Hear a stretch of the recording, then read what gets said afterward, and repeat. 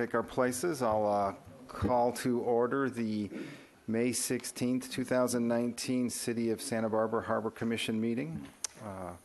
Ms. Galarte, would you read roll, please? Call roll, please. Here. Betsy Kramer. Here. Don Sedman. Here. William Sly. Here. Jim Sloan. Here. Johan Gunny. Here. And Merritt McRae is absent. Okay, thank you. Mr. Treiberg, any changes to tonight's agenda? Chair Spicer, we had some minor revisions to the April minutes. There's a copy for each of you up there. The previous minutes that you received did not include the votes and the tallies. Very good, thank you. When we get to approval, we will use this set of minutes, okay? Before we get there, we are at public comment, and we do have someone who would like to speak. Mr. Stanowick, would you like to address? Please come on up.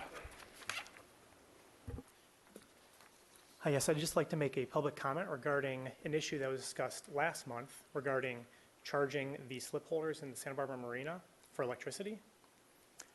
My name is Adam, and I moved here to Santa Barbara about 3 years ago from New York City. My wife and I are liveaboards in the Marina One of Santa Barbara Harbor. We love it so far. We love change, and it's been fantastic. But if the Santa Barbara Harbor is going to start charging for electric to all the slip holders, I would really like to place a recommendation to not charge the liveaboards, and here's why. Back in February, I did an experiment when I first heard about this. I took a look at my meter on the 15th, and then 30 days later, checked it again, and I went through 577 kilowatt hours. At the proposed rate of 17 cents per kilowatt hour, this would be a charge of $98 per month for me and for kind of a general of a lot of the other liveaboards that are in the harbor. And I know the credit was, I believe, about a $30 credit for this. As an investment advisor in town, someone who analyzes a lot of budgets and family spending, this is going to be pretty substantial to a lot of the people that are living in the marina and have found creative ways to live in a place like Santa Barbara. Along with this, there are a lot of things like electricity waste that I know that there's an issue of. And I'll tell you just from my perspective, the things that I use electricity on is running my refrigerator constantly as a liveaboard because obviously I like to eat fresh food. Along with that, I run a space heater that provides, it eliminates condensation to eliminate mold. And on top of that, constantly running the space heater at night because it's generally pretty cold. When I woke up this morning, I checked my phone, and it was approximately 57 degrees. And in the wintertime, it gets to be about 37 degrees, which is literally almost freezing. And these are the two biggest things that I use energy for.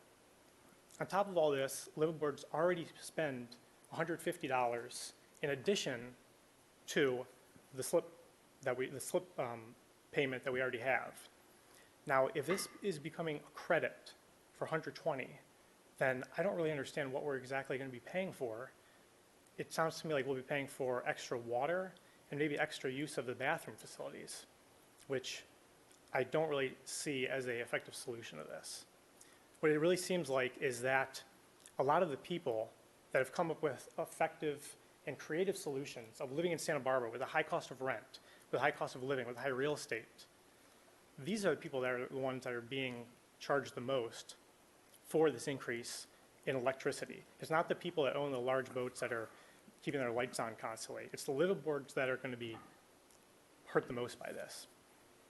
So basically, in conclusion, if change is necessary, I hope that we can not have the liveaboards be charged a fee for electricity.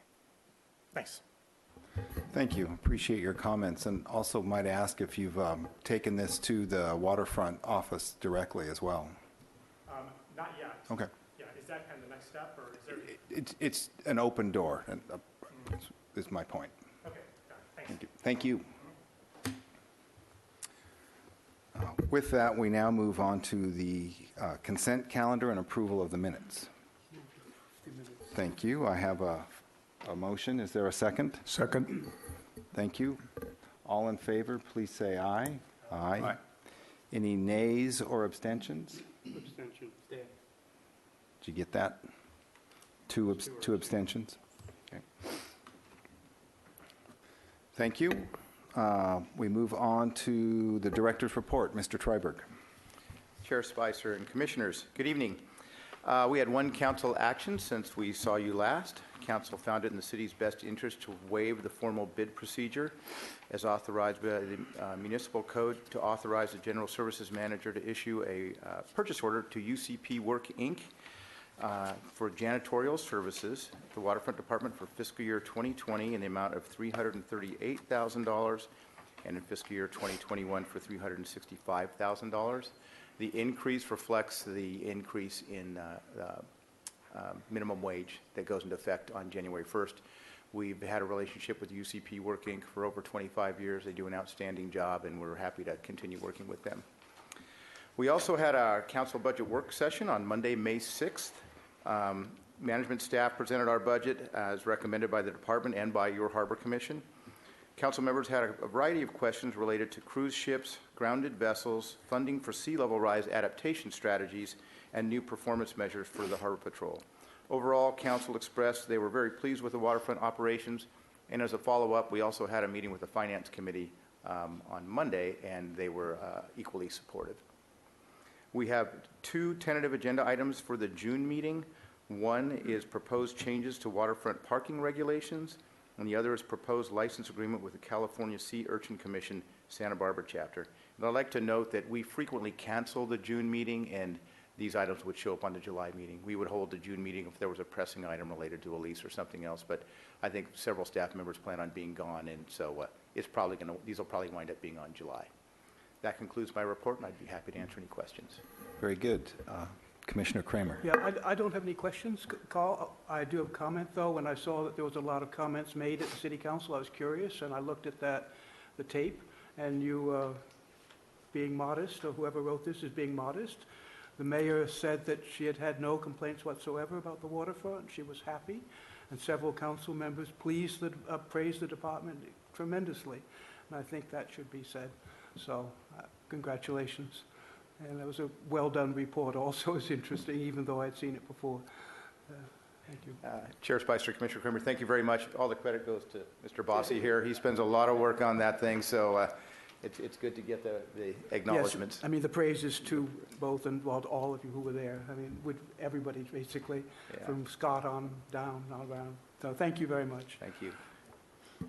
Any other questions? Jim, please. Yeah, can you remind us what the calendar is now for the budget? I mean, we had it listed, and so we've gone through several items. So what's next, I guess? Chair Spicer, Commissioner Sloan, the City Council is now going through their work session process, so they've got about 3 to 4 meetings every week with different departments or different larger divisions within those departments. So they're running through that process. Just this Tuesday, we were at the Finance Committee giving them our presentation on proposed fee changes. So they'll continue to run through that process. And then the date tentatively scheduled to approve the overall city budget is, I want to say, June 18th. I think that's a Tuesday. So that's when they're due to approve it. So they've got a lot of work ahead of them and continued workshops throughout the month. Okay, but right now, the budget that we presented is the one that looks like it's going to be approved? That's correct. Okay, great. Thank you. Thank you, Commissioner Sloan. Any others? Then I just would also like to echo Commissioner Kramer's kudos, because it's great to get through budget with the council so smoothly. Well done. Thank you. We'll move to item 3. Mr. Bossy. Good evening, Mr. Chair and Commissioners. A brief business services report for the month of May. And kind of a unique one, to say the least. Back in 2017, the Waterfront Department was approached by Power of Your Ohm, a local yoga studio, and they had an idea of conducting free yoga classes out on the wharf. We thought that was a creative idea. We always like to, where we can, shine the light on our tenants and the wharf, bring people out there, remind them of this wonderful jewel in the city. And so we thought that was a neat idea, and we took it to the Stearns Wharf Business Association and let them know about it. Wanted to get their okay. This is their turf. We'd like to get their approval on things. They too were interested. And so the department decided to conduct a pilot program and see what would happen out on the wharf. So since that time, Power of Your Own has conducted approximately 10 yoga classes on the wharf, and they take the most recent being April 28th, and the classes usually begin at 9 a.m. on a Sunday, and they're done by 10. They're on the shoreward finger, and as you can see here, they draw quite a good crowd. Again, it's free. They do take donations, and the neat thing about this is they take those donations and they donate them to a local nonprofit, a different nonprofit with every class. So they're giving back to the community in a healthy sense, but then also in a financial sense as well. So their Power of Your Own has been great to work with. They're very organized. They meet the city's insurance requirements, and they're very cognizant of the needs of our wharf tenants. They like to get on and off there before the business crowds start to come and people for breakfast and things like that. And so whether you're a practicing yogi or new to it or just looking for something very unique to do on a Sunday morning, please look this event up. You can go onto their website or our city website and check it out for the next time that will be coming around. So Yoga on the Wharf, and it's been a success so far, and we'll see how it goes. That concludes my business services report, and I'm happy to answer any questions. Thank you, sir. Any questions? I just was curious, what is their usual advertising or outreach? Do you know? Yes, I do. They usually do it via their website. They also announce it at their classes. They have a studio up on State Street, Victoria Court. But I think our idea, too, with this is being that it is a Stearns Wharf event and it helps get people down to the wharf, and hopefully they'll meander over and get some breakfast at one of our fine restaurants out there. We'll start advertising this as well, putting it out on our webpage too. So, and it's intermittent. There's no set date. They are putting together some dates for the summer as we speak. We usually go in about 3 events at a time and make sure they're not conflicting with other city events. That's great. That's great. Thank you. Any other questions for Mr. Bossi? Okay. Thank you, sir. Facilities management report. Mr. Treiberg, is that you? That's me. Chair Spicer and commissioners. First slide. In May 2014, council declared a stage 2 drought declaration, and it was actually followed up with a stage 3 drought declaration with regulations prohibiting the use of water in fountains. Water has been turned off in the Dolphin Fountain since that time. Drought-tolerant plants were installed to maintain the aesthetics of the fountain. Shortly thereafter, there was a rededication ceremony at the time honoring the creator of the Dolphin Fountain, Bud Bottoms, who was recently deceased, and the Chumash. Participants in the ceremony provided additional plants native to the Channel Islands. It's a great event, and it's looked great for 5 years. Next slide, please. So council recently reduced the drought declaration to a stage 1 and conditions effective April 10th and directed staff to remove the plants and restore water to the fountain. Well, this was no small task. There was over 50 plants in there that were bedded in about 10,000 pounds of rocks and gravel. So it took a long time to remove the plants and the rocks and gravel. After that, the staff got to work on the pumps and the lights and everything else. So the next step was all the lights had to be changed out into LED bulbs, and all the gaskets changed because you have to keep a separation between electricity and fresh water. Once that was done, we could begin testing the pumps. The recirculation pump worked for a while. Filter finally failed, and then the pump that pushes water up through the fountain itself has failed. They've all failed since then, unfortunately, so we're buying all new equipment. We thought we'd have the whole fountain back on last week, but it'll probably be another week or two. But we're working diligently to make it happen. Next slide, please. And look forward to having this view once again. Just honoring such a great icon here at the city that so many people see every year. It's just a lesson in after 5 years of lack of use down at the waterfront and the maritime environment, things take a beating, and the pumps and the lights, they just didn't weather that situation. But we're working diligently on it. It should be on soon for the busy summer months, so we're looking forward to that. And that concludes my presentation. I'd be happy to answer any questions. Thank you, sir. Any questions? Well, I think we all look forward to that. So, thank you. Harbor operations, who's handling that tonight? Okay. Chair Spicer and Commissioners, unfortunately, after an inch of rain last night, we've been forced to cancel this weekend's Operation Clean Sweep. The turbidity in the water is pretty bad, and frequently water quality associated after a storm is fairly high. So normally we have a 72-hour window or 72-hour prohibition from entering the water for our divers. We had a dozen divers scheduled to come down, dozens of people to help. Mick Kronman, our harbor operations manager, worked really hard promoting this project, but just under the circumstances, it wouldn't be safe. We won't reschedule it anytime soon. We'll just plan on doing it next year. We have a target-rich area by Fish Float North, and the logistics are kind of difficult to just have this in a few weekends. So we'll put it off for a year, resume next year, and this very popular event will continue to be as effective as it's been. On a brighter note, the nautical swap meet is scheduled for May 25th. That's a week from Saturday, 8 to 10 a.m. We've had many vendors sign up, but we still have a few more slots available. So if anybody's interested, they can stop by the Harbor Patrol office or call 805-564-5530 and sign up. So anybody who's got some extra gear, we encourage them to come down and enjoy this event. This is also we also have our hazmat turn-in day associated with this. So slip holders that have any hazardous materials in their dock box can turn them in for free. It's been a pretty successful program. Every year we get quite a bit of material that's disposed of properly, and that's the goal. So come on down and enjoy a fun day, and hopefully we'll see a lot of you there on May 25th. That concludes my presentation. Be happy Thank to you. answer any questions. Any questions? Yes, Please. Chairman.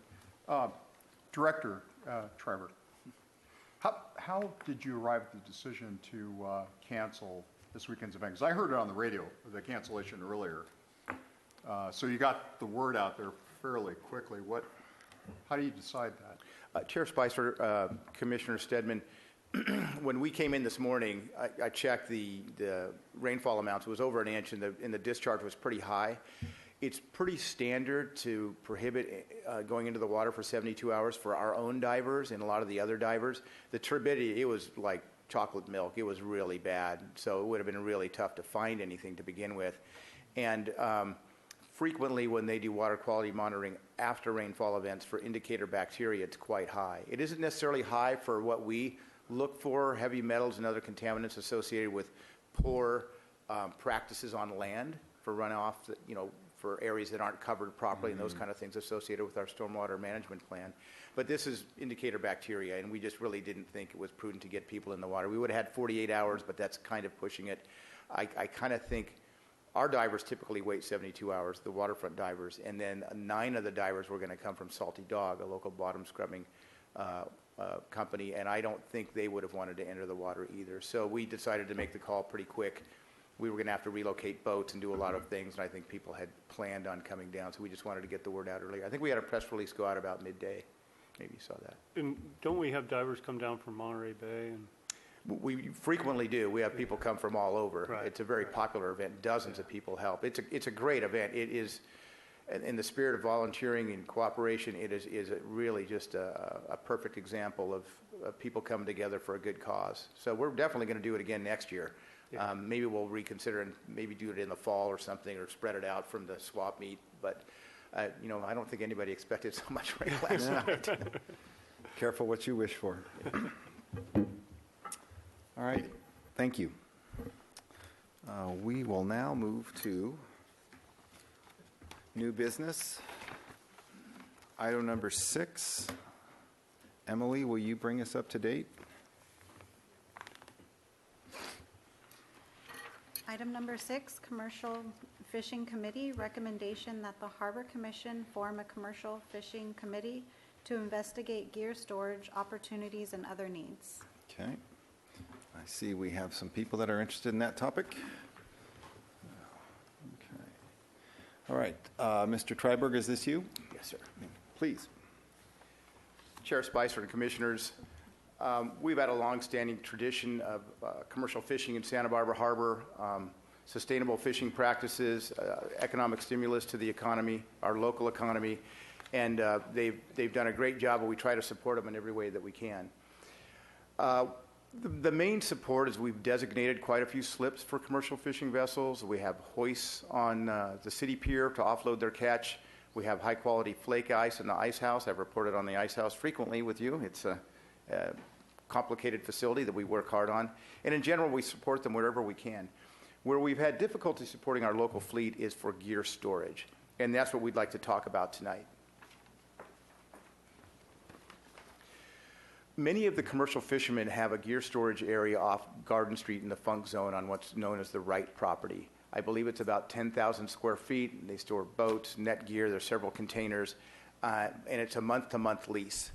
The Wrights are interested in developing that property, maybe with or maybe not including gear storage areas. Next slide, please. This area where a gear storage area to accommodate commercial fishing fits in an area with designated zoning referred to as OM1, Ocean Oriented Light Manufacturing. This zoning designation allows the following uses: boat sales, storage, construction or repair, marine storage, public parking lots, sale, manufacturing and repair, seafood processing and wholesaling, household hazardous waste collection facility, and other related uses deemed appropriate. Next slide. The area zoned OM1 in the Funk Zone is bounded on the east by Calle Cesar Chavez, on the west Garden Street, on the south by Cabrillo Boulevard, and on the north by the freeway. It's a fairly large area, but much of it is encumbered by uses that wouldn't necessarily be considered ocean-related. And I think ocean manufacturing, you start thinking about ocean-related things, although other uses are allowed. This particular issue came to a head recently with an appeal of a conditional use permit granted by the Planning Commission at a location on 35 North Calle Cesar Chavez. A member of the public, an individual, appealed the decision to issue a conditional use permit for a use that would be consistent with M1, which is allowed in OM1, but not necessarily with OM1, ocean manufacturing. And it allows for non-ocean oriented use. This limits opportunity for things like commercial fishing and gear storage, which is an important need in the community. Several members in the audience here today expressed their concern about gradual erosion of the OM1 zoned areas becoming unavailable for things like gear storage and ocean-oriented uses. Council was interested in that subject. They didn't grant the appeal. They allowed the CUP to go forward, but they did direct staff to investigate the issue of gear storage with the Harbor Commission. So with that in mind, they suggested, our council has suggested that that the Harbor Commission form a commercial fishing committee to investigate gear storage opportunities and other needs. So tonight we'd ask you to form that committee if you'd like. I can talk about a little bit more about the need. I think a detailed discussion on the need is most appropriately had during these committee meetings. There's a lot involved here in what's going on, what kind of land is available, what isn't. It's a complicated enough subject where it's best to kind of air out the details at committee meetings and then eventually bring it back to the Harbor Commission with probably having recommendations to council. So that's my report this evening. I'd be happy to answer any questions. I do believe we have members of the public to speak on this issue. Commissioner Sloan. Oh, Commissioner Sly. If you know some history behind this, have there been other, I'm not an expert on that area, but it seems like there are a lot of non-marine uses within the boundaries of what you put up there. Have there been other uses that have been granted that were not marine related within the last few years, such as this recent one? Chair Spicer and Commissioner Sly, the representatives of the commercial fishermen of Santa Barbara might have more details, but for example, the wastewater treatment plant is located here. What we call the annex yard, one of the city's yards, is located here. And there's other non-ocean oriented uses. I don't know if there's been a recent conditional use permit other than that at 35 North Cesar Chavez, but the idea is that the area has been kind of eroded gradually by granting these uses non-ocean oriented. So what may have been a couple hundred acres before available for uses, OM1, there's a fraction of that left now. And I think that's what's been of concern to the commercial fishing fleet. And that's one of the things that I think we want to talk about is that where there's other opportunities, and then this gradual erosion of the OM1 zoned areas to uses that just wouldn't be used for, that don't really meet the spirit of the zoning.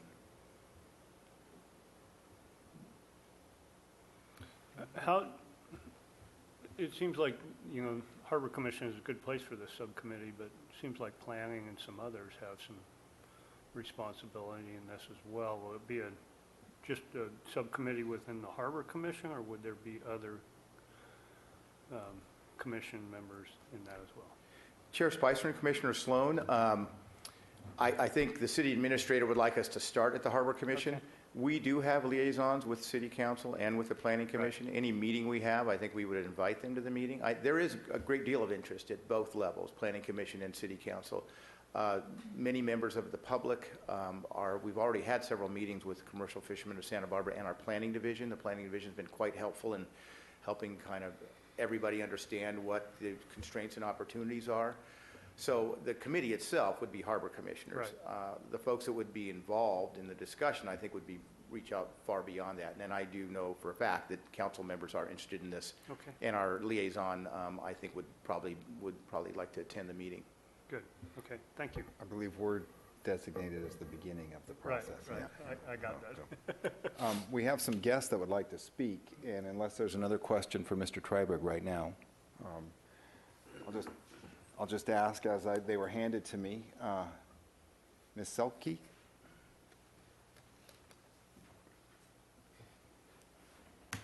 Welcome. Thank you, Chair Spicer and Commissioners. My name is Kim Selko, and I am a marine scientist. I'm adjunct professor at UCSB and also the executive director of our Commercial Fishing Association here in town, CFSB, and I'm also the new owner of a seafood processing and delivery business. And so we've been working on this issue of the need for space for many, many years. That was actually how I got involved with our fishing community, was about 10 years ago now, tackling the same issue of the erosion of OM1 and the need for security of space. And really, our fisheries are thriving and doing quite well and expanding, but we're not going to be able to kind of realize that expansion if we don't have the gear and boat storage space. And we also envision, the need to really have the space and infrastructure to support seafood processing and live storage of urchin and lobster. So that's why we really feel that this has to be tackled now, because we're really kind of at a tipping point where we're either going to lose a lot of fishermen or we're going to be able to accommodate a really beneficial expansion. And so we really support our city working on this with us in this task force. We're here to create capacity and partners in this. And we also have a grant from the Santa Barbara Foundation for $20,000 through their LEAF program to participate in this and to solve this problem that was awarded for the year of 2019. So this dovetails perfectly with that, and I think we can really do great things with it. Great. Thank you, Thank you. Dr. Selko. Thank you. Mr. Voss?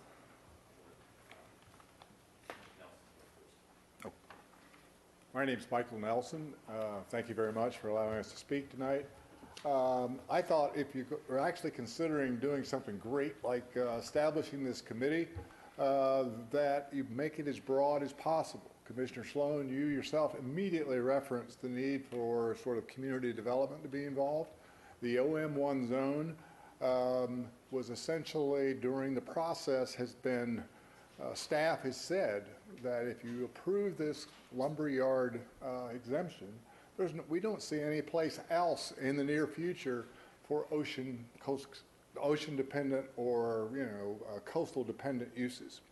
So that is a big issue, and that we think needs to be addressed.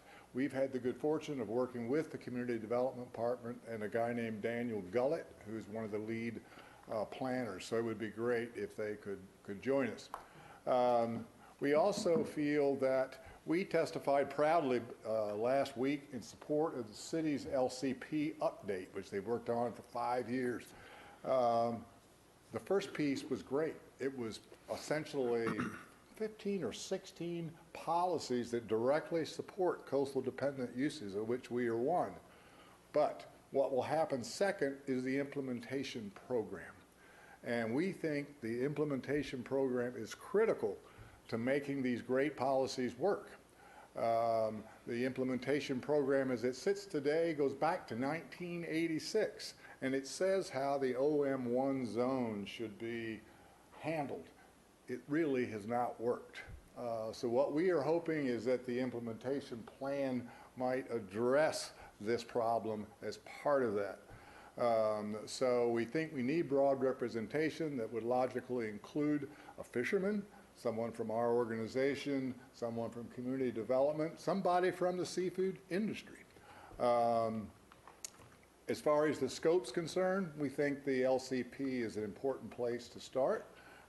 We think the needs of the commercial fleet are important, as Carl mentioned.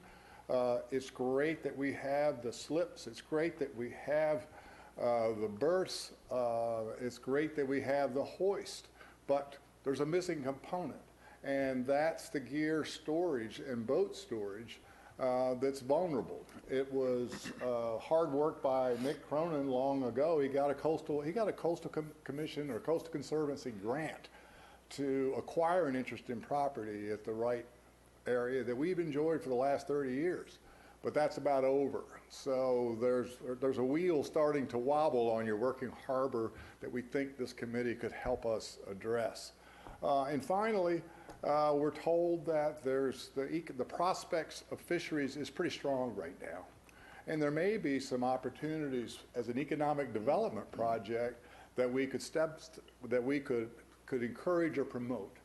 We noticed there's a report on your agenda of the balance of visitor uses and ocean-dependent uses on your report. Who knows? There might be some way that we can tip that in the scale to do more for the commercial fishing industry. So thank you very much. I had a question. Yes, sir. For you. Can you give us an idea of how big is the footprint of the commercial fishing storage area? It's 9,800 square feet. That's total right now? Right now. What was it 5 years ago? About 10,000 square feet. Okay. It's probably about 10,000, but it has 3 access points, which is Right. great because you can get boats in and get boats out. Yeah. So And is that sufficient? that is If it has sufficient. That's what we have, Right. and we're at capacity. But we worry about the younger fishers that we've seen, new fishing coming on. Now, some of the folks like Chris and others, they're putting it in their backyard. Right. They've got space to put it. Some of the new fishermen, they don't. And there's always, as Kim was saying in her thing, perhaps if we had more space, we could accommodate more storage, and we may be able to put some cold storage in there and do the first steps in processing. So, and is there any fish processing facilities here? I know smoked salmon is, but well, the seafood market, Brian Colgate, has a facility. It's not in the OM1 zone, but he's doing processing. And so is the 10,000 square feet in jeopardy? You kind of alluded to that. Well, the Wright family has been they've been really good to us. We pay a below market rate for that, and we pass that below market rate along. Right. And that's critical. I'm glad you raised that, because one of the problems in using OM1 zone properties is it's not affordable to a fisherman. And so we have to look at that. It has to be affordable space, not just space. Okay. All right. I don't mean to get into the weeds too much. Good questions. I'm sure the committee will ask all those. Yeah. Will come up with that. Thank you very much. Thank you. I'm sorry. Now, Mr. Voss, please. Chair Spicer, Commissioners, my name is Chris Voss. I'm a lifelong commercial fisherman here in Santa Barbara. I've been president of CFSB, the Commercial Fishermen of Santa Barbara, for the last 4 years. I've been a president of the California Abalone Association. I'm a member of the Recreational Abalone Advisory Committee, and I've been involved in fisheries issues for now about 15 years on a more proactive level. I go to Sacramento on a regular basis and engage with our legislature. I tried to create a lobster commission through Food and Ag recently, and we're still working on maybe getting the community to approve that. So I'm anxious and encouraged by the City Council's approaching this commission with this idea. I think this our working committee is critical to diving into the details of this problem and then collaborating with other partners in the city and formulating some great suggestions that we can pass on to the City Council. Essentially, I'm begging you or asking you forcefully to please support this idea of creating this committee. Thank you. You bet. Thank you. Mr. Triberg, is there any more discussion we need to have, or is it time to talk about appointments? Chair Spicer, it's up to you. I'll answer Okay. any more questions you might have. Okay. The members of the audience know more about the subject than I do, but Okay. hopefully we've presented some of the issues and why we're here today asking the Harbor Commission to form a committee, and like we all mentioned, to take a deeper dive into this issue. It's a little bit, it's somewhat complicated, zoning issues and availability, constraints, opportunities. So it's going to be an interesting subject to discuss. Very good. I guess then I would ask the commissioners who has interest. I And, would make a motion to approve forming a committee. Oh, excuse me, I'm sorry. Sorry, I have an interest in that, but I'm going back to a little history here, and I wish I knew more background, but cities agonize over their zoning designations and allocations, and I don't, maybe this is politically incorrect, I don't know the history, but it seems odd that you would allocate this area to marine uses and then subvert the zoning by allowing a bunch of uses in that weren't marine uses. You know, a lumberyard can go in a lot of different places, but marine storage that supports the fishing industry you can't do it in Goleta, Upper State Street. It needs to be close to the harbor. So I'm just curious about the history of how this happened, that the zoning kind of was allocated to non-marine uses over the time, but I'm glad you're considering forming a committee. I think it's Maybe I can kind of, if you want, take it, Carl, if you know some of the history. A little bit, Chair Spicer, Commissioner Sly. Back in the 1980s, when they made these zoning designations, in OM1 zoning is what we'd refer to as down zoning, where you wouldn't have as high-priced rents. So the intent was, with this down zoning, is to make it more affordable. They have 10,000 square feet. They could probably do 20,000 square feet or an acre. Well, the OM1 zoning is many, many acres. So I think the decision makers at the time thought, well, let's try and accommodate ocean-oriented uses, but let's also try and accommodate wastewater treatment plant, parking, some of these other needs that are in that same area to make sure it just doesn't sit vacant. So I think the intent is, and when you go back to the slide that shows the different uses, there's a wide variety of uses that meet the OM1 designation. In the ordinance itself, OM1 also allows M1 uses. So there's another list of uses that are allowed. The intent in the spirit of the zoning is to accommodate ocean-oriented uses. And over the years, decision makers, planning commissioners, council members, they grapple with these things. And so when they have appeals, this was not a short appeal. It went on for a long time. There was a lot of interesting discussion. And I think through this committee process, we can dig in a little deeper as to what the opportunities are moving forward. Zoning doesn't last forever. Zoning changes. There may be a discussion or some momentum to change some zoning down in that area. We all know how popular Santa Barbara is. This is not a real convenient place to change zoning and carve out a space for everybody else. There's so much demand, but it's one of the issues that's kind of complicated that warrants a deeper dive, a thorough discussion among committee members, representatives of the Planning Commission, and so on and so forth. So I hope that answers your question a little bit. The intent in 1986 was the best. Slowly but surely, here we are in 2019, and haven't necessarily met the goals of that zoning.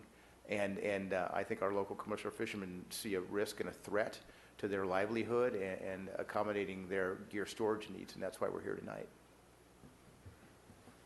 And with that, I would ask if, for a motion to form this committee. Motion. Okay, if there's a second, okay. All in favor, please say aye. Aye. Any nays or abstentions? Okay, so we are prepared to form the committee. I guess it's a matter of if, who's interested and if we need to appoint someone or if we need to have a vote. I'd like to nominate the one person that's not here tonight. I will second that. Mr. Merritt McCray. Yeah. We'll show him not to come. Is there anybody else who is interested or would like to nominate? I'd be interested. Okay. And I'd like to nominate Commissioner Sloan as well.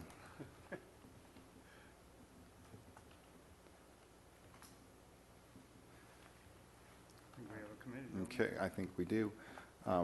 I will step up as an alternate on the off chance that Merritt is not available, if I'd be willing to be. We need a motion Yeah. for that? Yes. Besides somebody that's not on that list? So I would ask for a motion for that committee from a non-committee member. What are you asking? A motion to elect the commissioners from a commissioner that's not on that list. Good. Very good. I'll second that motion. Thank you, sir. Thank you. So we have a first and second. So all in favor, please say aye. Aye. Any nays or abstentions? Okay. Chair Spicer, can you please state the members of the committee? Very good, very good. Merritt McCray, Jim Sloan, Shohan Yaniv, and then I am an alternate. Thank you. Okay, you bet. All right, well, thank you. We look forward to discussing this and getting into the weeds, or the seaweeds.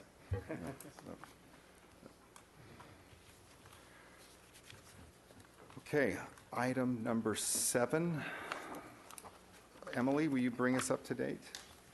Yes. Item 7, 5-year review of uses in the Harbor Commercial Zone. Recommendation that the Harbor Commission, A, review the extent and nature of the uses in the harbor and shoreline area of the Harbor Commercial Zone per Municipal Code Section 28.70.030, and B, recommend to the Planning Commission that the present mix of uses will ensure that the harbor remains a working harbor. Okay. Mr. Bossi, please. Good evening, Mr. Chair. I'm going to take this from Carl. He needs to rest here. Thank you, Emily. So this is a process we do every 5 years. I can't believe it went by that quickly. Nonetheless, here we are. Jumping right in, our presentation outline, I'm going to go through the municipal code, some harbor master plan policies, as well as the local coastal plan, which was just recently approved. I'm going to talk a little bit about commercial fishing, slip uses and the permitted mooring area, West Beach permits, Catamaran Beach permits, otherwise known as Cat Beach, and then business activity permits. So this is kind of a good process for us to undertake every 5 years. It allows us to go back and look at everything we do, the mix of businesses both in the harbor and out on Stearns Wharf. It helps us look at our slips and how they're broken down on the various uses and who's using them. It allows us to look at what's going on at West Beach, at Catamaran Beach. It's just a nice detailed look at what's going down at the harbor and notably the commercial zone. So as Emily stated, Santa Barbara Municipal Code has a number of requirements in there. One of them is to continue to allow the harbor to be a working harbor. It's something we take a great deal of pride in, and it's something that our policies and the policies you review and approve go towards. So what this does is basically it allows us to review the extent and nature of existing uses in the harbor commercial zone. From here, we would then go to the Planning Commission and do roughly the same presentation to them with any tweaks that you might request. And then finally, the end result is we send a copy of our report and the fact that we've been here, as well as the Planning Commission. We send that on to the California Coastal Commission. So the harbor commercial zone is up on the screen here. You'll see it's just to the west of Harbor Way. It encompasses all of the harbor and all of Stearns Wharf. So real quickly, going to Mr. Voss's comment about, or maybe it was Mr. Nelson's comment about seeing if we can tip the scales and things like that. This is the zone we've analyzed. So the other zones, which we were just talking about, where the CUP was approved, are a number of blocks away from this. So this is the area we focus on for this particular report. And of course, this will be included with that committee and as you go through things. So I don't want to discount that. So again, the Harbor Master Plan and our recently approved local coastal plan has a number of policies geared towards making sure that the harbor commercial zone is a working harbor. It includes a number of things, including ocean-dependent uses, ocean-related uses, and visitor-serving uses. And so when we go through our process of leases and things like that, this is always the order we go in. We look for ocean-dependent businesses, ocean-dependent uses. Then we go to ocean-related, and then finally visitor-serving. So as far as ocean-dependent uses are concerned, what this means, I keep saying it, is these are uses, again, that will ensure that the harbor will remain a working harbor. So the uses range from boat mooring, marine-related government facilities, to boatyard repair facilities, and any services necessary for commercial fishing activities. Again, this is our primary use that we go after in all that we do. Currently, we have 20 ocean-dependent uses. They occupy almost 16,000 square feet of interior space and a little over 176,000 square feet of exterior space. We have very few changes in the harbor, whether it's leases, primarily leases, rarely change. We've got a good mix of folks. We have our tenants are very successful. And so when leases come up for grabs, which is very, very rare, we do go out for a request for proposal process. And again, shoot after that criteria of ocean dependent first, ocean related, then visitor serving. So the one change that we have had in the last 5 years is the Marine Spill Response Corporation took over for Clean Seas. The boats are still labeled Clean Seas, and that's fine, but they just took over ownership of the larger company.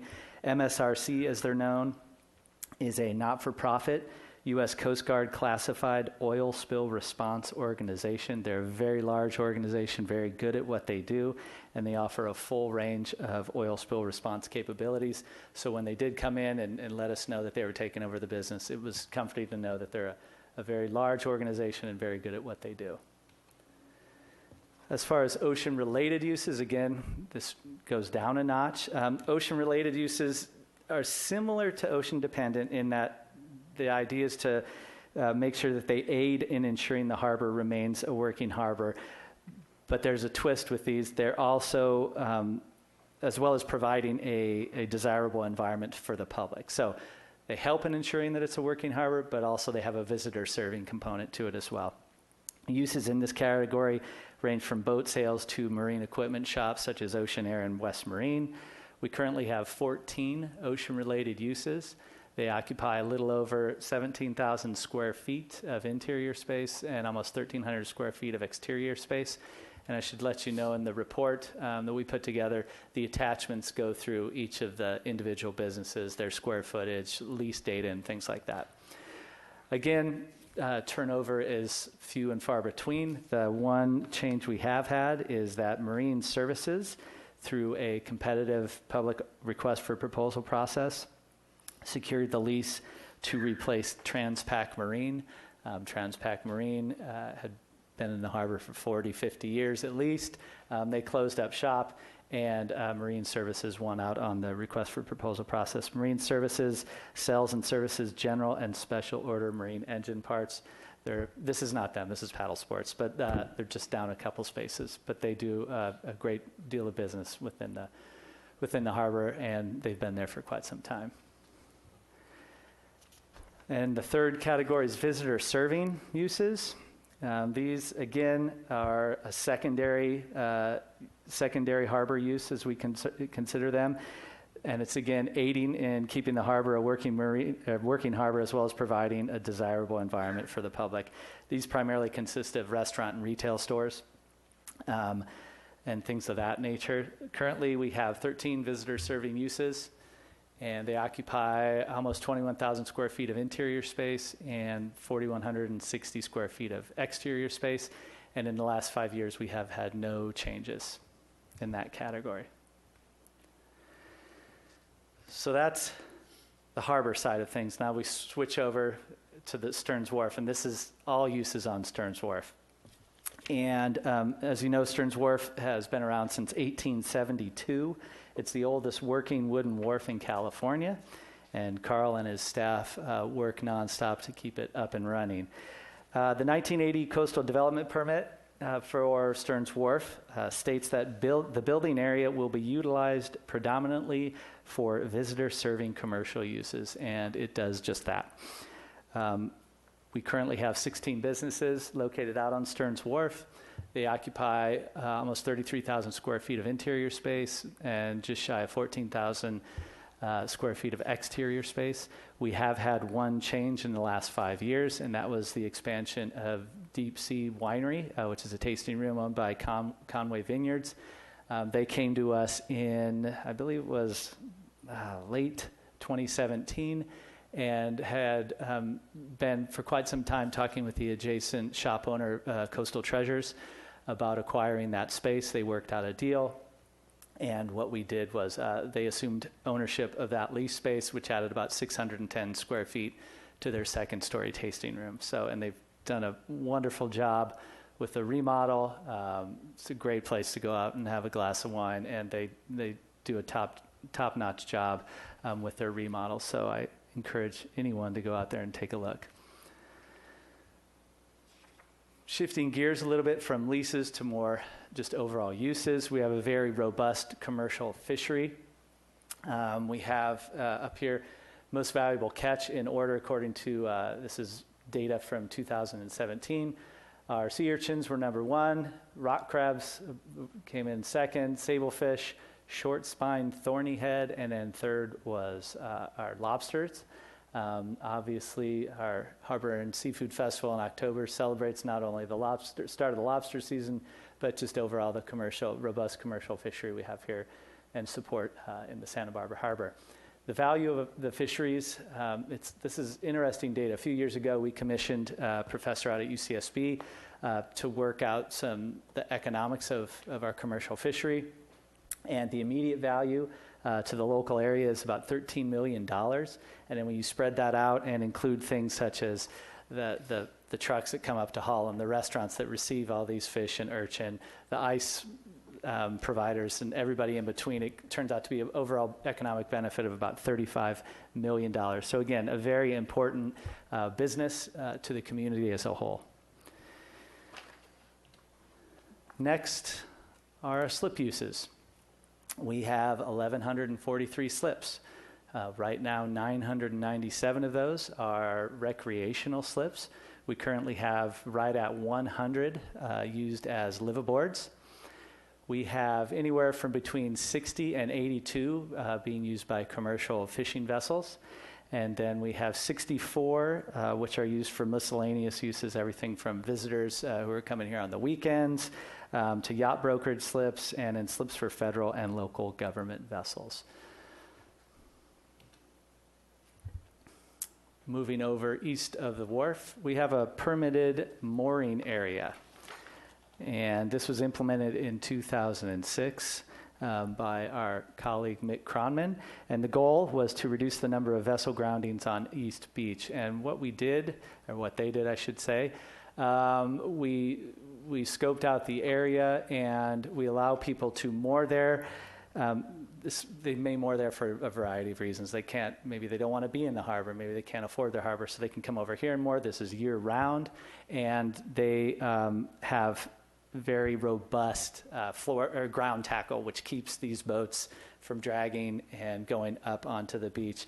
And unfortunately, I forget the exact statistic, but this was actually asked at our city council budget presentation last week. They talked about this a little bit, but the reduction in the number of vessels going onto East Beach has just been amazing because of this program. So very successful program. Again, provides opportunity for individuals seeking mooring space in the city waters. Can't find that a lot in the state of California. So this is unique, and currently 16 of the 46 mooring spots are occupied. Next is our West Beach permit program. We allow a maximum of 50 outrigger canoes, small sailboats, and rowing dories to be placed out on West Beach. This is a familiar discussion with you folks, as it was part of our budget discussion and our fee discussion. Currently, the single vessels cost $275 to place those on the beach. We also have 6 outrigger rack permits. Those generally go to the clubs, and those are rented out for $1,100 per year. And those are good. You can get your permits the second Friday in March, and they're good all year long. And I believe right now, just for the viewing public, we have 1 outrigger rack available, 2 small sailboat or rowing dories, 2 outrigger permits, and I believe that's it. So if you're interested, please give the office a call. We're happy to help. Last is Catamaran Beach, or Cat Beach. We have a maximum of 65 owners allowed to store their vessels out on Ledbetter Beach. And these cost $200 per season. They're available between, I believe it's the first Friday of April through Halloween. So there's always a mad rush around Halloween with people trying to get their catamarans off the beach. But it's a great place to store your catamaran. Makes it a whole lot easier to use if it's here as opposed to in your driveway. We currently have 35 catamaran permits available. Or no, sorry, that's what we have out on the beach right now. Our business activity permits, I gave you a detailed report in last month's meeting. Again, just to rehash, this is a program we've been doing since 1972. It establishes rules and guidelines for folks who have no fixed place of business or no lease space in the harbor, but who wish to work on boats and are an important part of our boating community and our marina community. We allow them to, with the appropriate insurance, come down and apply for a permit. It's $20 a year. And it's just a way for our boaters, if they're hiring somebody to come out on the boat, they've been vetted to a certain degree, they've got the appropriate insurance, they have a business license, and that sort of thing. And currently we have 68 folks with business activity permits. Lastly, I believe this is lastly, are cruise ships. Cruise ships have been coming to Santa Barbara since 2002.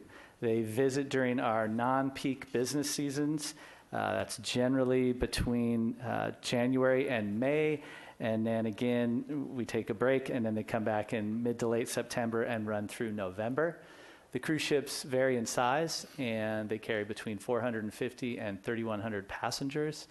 It's turned into an important component of the local business economy, and it continues to receive strong support from the Santa Barbara Chamber of Commerce, Visit Santa Barbara, and Downtown Santa Barbara, all of whom work very closely with us for the hospitality booth. They do a great job. We continually hear from the various cruise ship patrons coming off the boat that this is one of their favorite places. It's not the easiest place to get to because they have to take the tenders in, and that can sometimes be a rough ride. But the way they're greeted, the organization at the hospitality tent, it's great. And these ships, again, only stay for the day and then they leave. The idea being that they'll get it in their mind, hey, I want to go back to that place, and they'll come back and they'll stay in our hotels and they'll visit our various businesses downtown as well as in the harbor. So as we go through this every 5 years, the conclusion that we have come up with is that our lease and slip management policies help preserve the working harbor, and they're in line with the old harbor master plan and now the new local coastal plan. And our current mix of uses ensures that the Santa Barbara Harbor remains a working harbor. And with that, I am happy to answer any questions you might have, or at least try to. Thank you, Mr. Bossy. Any questions? Commissioner Sloan. So how does what we're talking about tonight tie into the LCP? Because we just kind of went through this whole thing over the last year or so, and a lot of this was codified in that as well. Chair Spicer, Commissioner Sloan, it relates in that we remain consistent with the LCP. As I believe Mr. Nelson mentioned, the speaker in the previous item, the LCP update has two parts to it. One is the land use plan, which was approved by the Coastal Commission on May 9th. The other is the implementation plan, and that's the ordinance side of it. And that's where there may be opportunities to think about different types of zoning. This is Title 28 of the Santa Barbara Municipal Code in consistency with it. So it's related in that we're consistent with the LCP, but this report is our consistency with the Santa Barbara Municipal Code. So this gets into more of the implementation of it, right? That's correct, yes. Okay. Commissioner. Yes, I have a question for Brian. Brian, you are referencing the general positive economic impact of these cruise ships that come in seasonally for one day. How do we assess that? Is it by the number of passengers? I know we have a head tax, but are we measuring the impact in any other way? Chair Spicer, Commissioner Stedman, yeah, I think there's two ways to look at that. We can look at it the selfish way and say, hey, what do we get out of this? Which is the $7, which is very important to us. It's a good revenue source for us, especially in around 2002, a couple of things happened. A big one was a lot of the oil industry boats who would come and fuel up and then pick up their workers who would buy parking passes. We would get wharfage and dockage from their coming up and picking people up as well as equipment. They moved back down to Carpinteria. So that was about a couple $100,000 loss per year just right out the gate. So this has come in and it's kind of filled that gap for us as a department. And as you know, we do not receive any money from the city. We are an enterprise fund, so we have to generate our own revenue. So we're similar to a private business in that sense, in that we need to generate our own income. We need to spend it accordingly and make sure those two don't cross over too much. So looking at it from a department side, it's pretty easy for us, $7 per passenger per ship. On a larger, more, I guess, local scale, we work very closely with Visit Santa Barbara, and they do studies about every 2 or 3 years. They will interview passengers coming off the ship. They will interview businesses downtown. And what I forget the exact figure, we report on it when they issue the report, but it's significant. I think per couple it's a few $100s that they do spend just on the day in the day in Santa Barbara, whether that's shopping, eating, and everything in between. They go on a lot of local tours that they schedule ahead of time, so they get off the ship, hop right onto a tour. It also adds money into the pockets of local businesses. So they do go and do an economic study. Again, I can't recall the numbers of the last study, but it was significant. It was in the millions of dollars per year to the downtown. And we've had them present and give us the detail on that in the past. Right. Well, it's a good refresher. Yeah. Actually, Yeah. for the benefit of everybody who's in the audience tonight. And again, when they issue that new report, I'm not sure if they're planning on doing it soon or not, but we'll bring that back to you. And again, it's good to have them here as well and just strengthen that partnership we have with Visit Santa Barbara. Thanks, Brian. You bet. Commissioner Kramer. Hi, Brian. I noticed there's reference to upcoming issues on parking. When do you expect to bring that to us, or what's the status of that? It's the last item, number 12. did say that. Proposed changes and so forth. Chair Spicer, Commissioner Kramer, we are currently working on a number of things in our Parking Services Division regarding parking down at the waterfront. Our plan is to hold a meeting of the Parking Subcommittee sometime in June, and we'll issue a staff report before that comes out, similar to how we do it here at the Harbor Commission, that kind of goes through the issues that we're trying to address, and then policy solutions to address those particular issues, primarily long-term storage of vehicles in the Harbor Main lot, as well as some of our outer lots. Great, thank you. Brian, I had a question. Business activity permits, is there a limit to those? Chair Spicer, no, there Okay. is not. Okay. It generally hovers in the 65 to 70 range.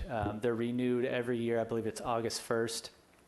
They have to come in and renew $20 business permit, make sure their insurance is up to city requirements. And Pat Henry is responsible for that. He's our senior property management specialist and does a great job. Pretty much knows everybody by name. And these folks are also our eyes and ears out in the various marinas. They know who's working on boats, and they know if they see somebody working on a boat, and they'll know that they don't have a BAP. And they'll let us know, and we'll go out and address the situation. And, you know, these are important services, whether it's folks varnishing, cleaning, and everything in between, engine work. So we just want to make sure that the folks working out on the marinas have a business license and they have the right insurance. It keeps the boat owner safe, and it keeps the city safe as well. And have we seen an uptick or a downturn, or is it pretty much even as far as the number of permits? It is amazingly consistent. Okay. It really, it hovers around that 66 to 68. And you may have some people who retire or go a different way, but somebody kind of comes in and hops in that space. So it's very consistent. Great. Thank you. Thank you. Any other questions for Mr. Bossy? Okay. I believe we have a recommendation in front of us. I'll move to So make we, a recommendation to recommend to the Planning Commission that the present mix of use is good. great. Is there a second to that? You get that? Okay. All in favor, please say aye. Aye. Aye. Any nays or abstentions? All right. Very good. Thank you. Move to our final new business item, number 8. Emily, can you tell us about that? Item 8, underground fuel storage tank replacement. Recommendation that the Harbor Commission receive a staff report on the proposed plan to replace 4 underground fuel storage tanks located in Harbor Way. Thank you.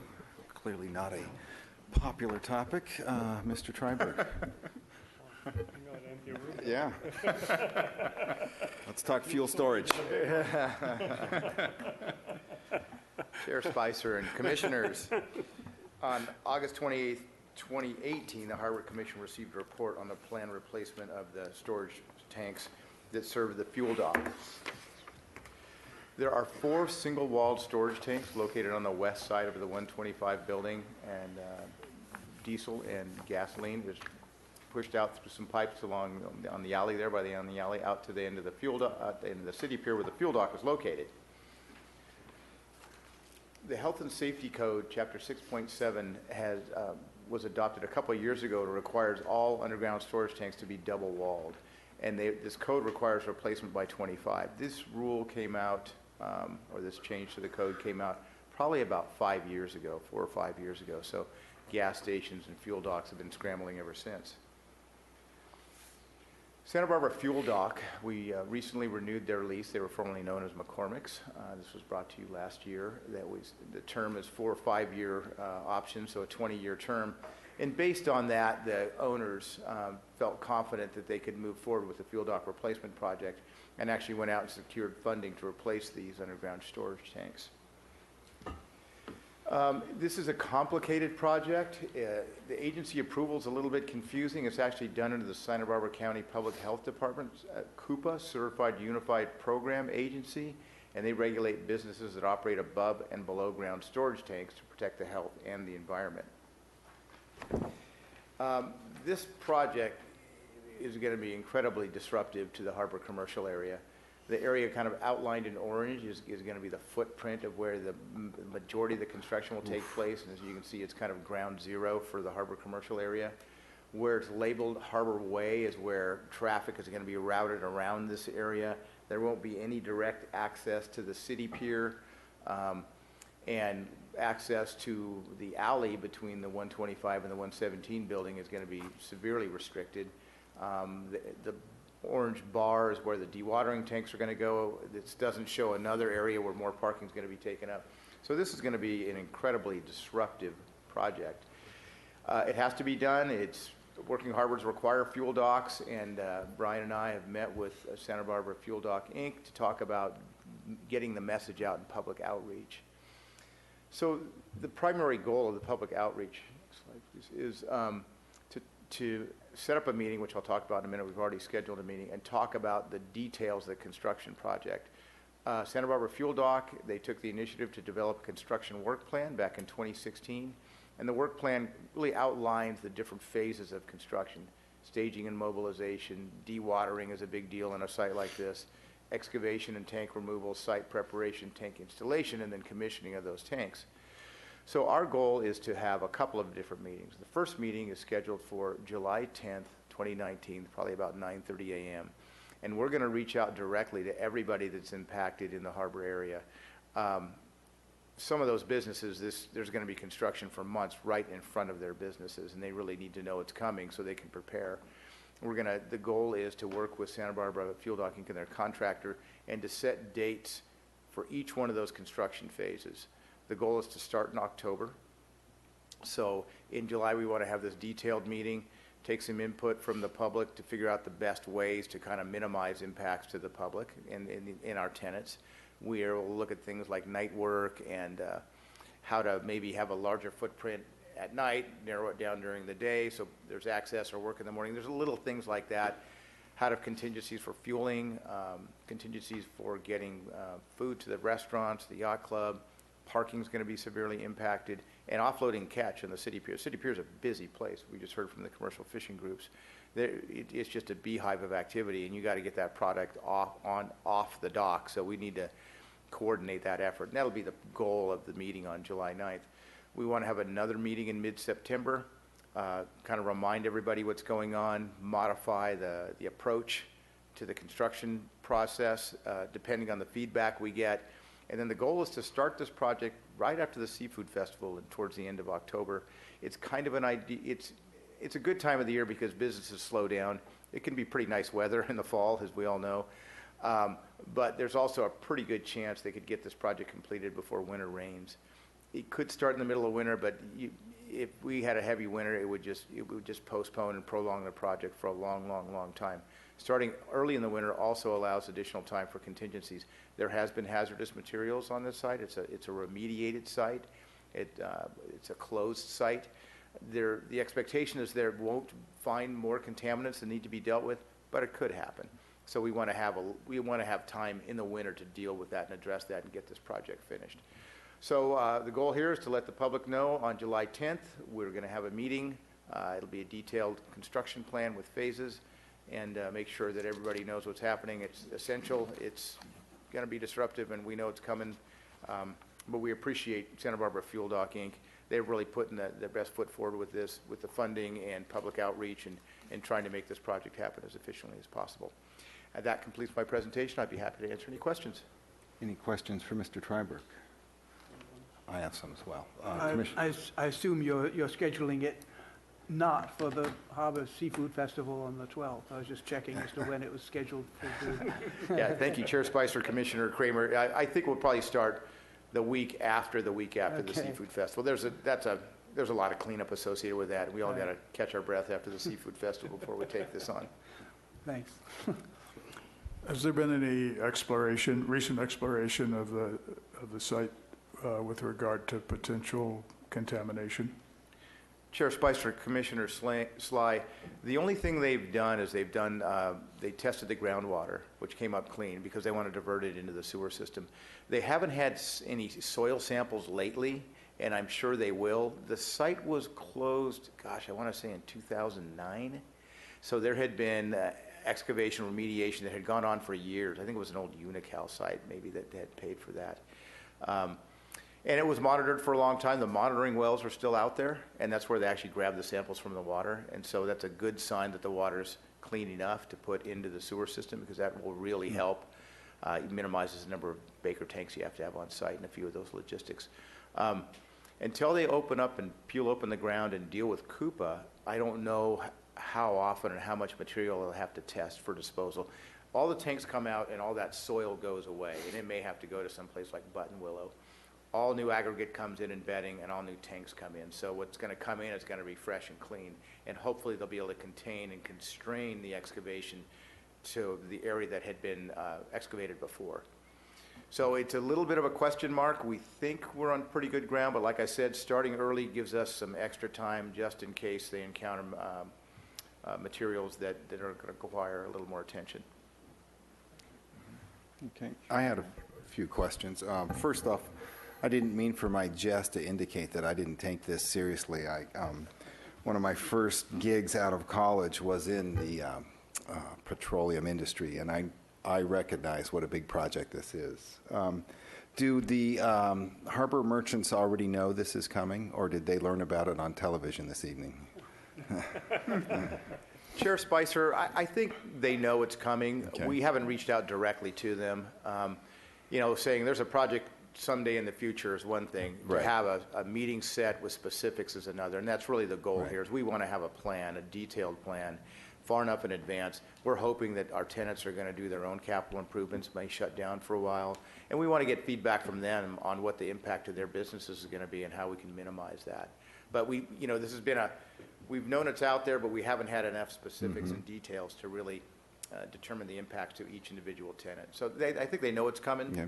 But just not the But details. we're reaching out as well. And then you mentioned capital improvement. Are we going to take this chance to put in a sidewalk through the parking lot?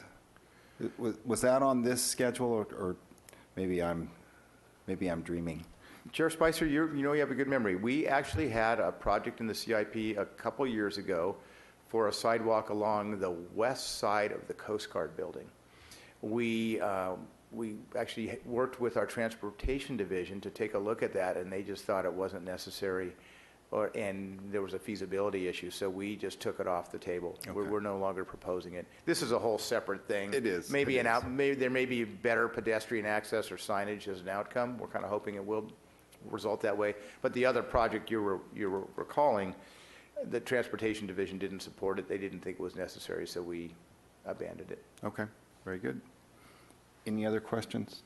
Please. Carl, I just have a question. Do the tanks have to be within close proximity to the pumps, or could they be placed somewhere else and have pipes run to feed the pumps? Chair Spicer, Commissioner Yaniv, that's a good question. We looked into that. We actually analyzed where could we put the tanks that would be less disruptive over by what we call a trash triangle or something like that. But it didn't turn out to be feasible. Koopa is requiring those tanks get removed no matter what.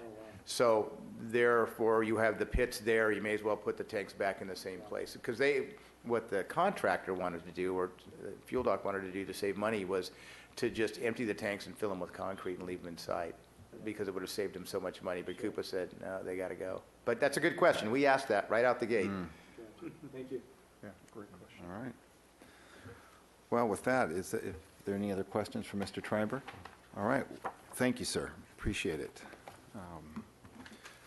We are at the commission staff communications portion. Anything from Commissioner Kramer? From this end, on the, I believe it's the 28th, there'll be another meeting of the Sea Level Rise Adaptation meeting, subcommittee meeting, and it'll be held in room 15 in this building, which is 735 Anacapa Street, and that's scheduled for 10 o'clock in the morning to 11:30, and it's open to the public. All right. So, Anything else from the commission? Please.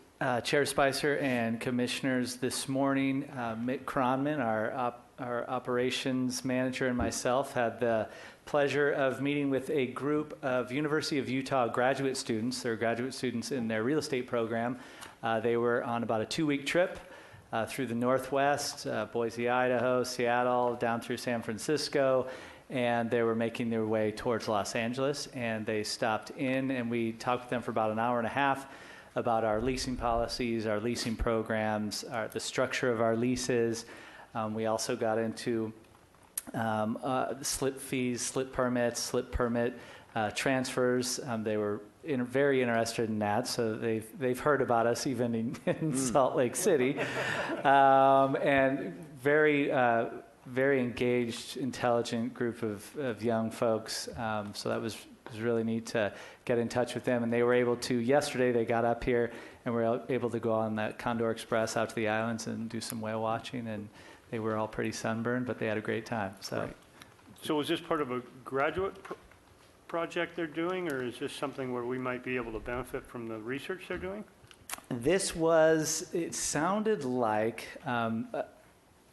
just a 2-week trip to do in-depth research and of just what's going on in the industry, and going from Boise to then Seattle with all that's going on with Amazon up there, to then San Francisco and the .com.